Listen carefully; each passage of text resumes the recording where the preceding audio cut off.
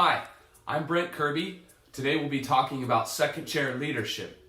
Previously, we've discussed second chair leadership and found out that it is the putting yourself under the authority of a first chair leader, someone who would be considered a boss. We discovered from a story in Matthew chapter 8, verses 5 through 13, there is a centurion who did this very thing with Jesus.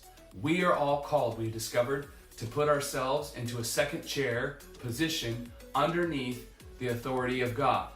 Today I want to talk about a second principle that has to do with second chair leadership. And it is found in the parallel story of the centurion, and that is in Luke chapter 7, verses 1 through 10. If you look at both stories, there's one key difference between the stories, and that is this. It is not the centurion who physically goes before Jesus begging for help for his servant to be healed. The centurion actually gave authority, that is, power and permission, to some Jews to speak and act on his behalf as if they were him. The principle is very clear for second chair leadership, that all authority given to you as a second chair comes from the first chair. He or she decides how much to give you and when. What does this mean for us spiritually in our life? And it is simply this, that the authority given to you is by God. And that spiritually, there are times He asks you to speak and act on His behalf. How does this help us?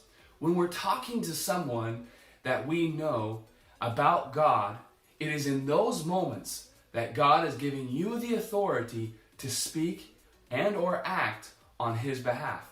We don't have to be afraid. We don't have to be filled with anxiety. We can be filled with confidence and going forward with boldness, knowing that He is empowering us to speak to others, whether it's a king or a pauper, on His behalf. I hope this principle is encouraging to you, and I hope it helps you this week and the rest of your life.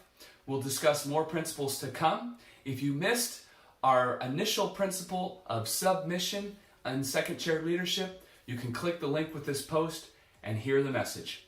Thanks, God bless, take care.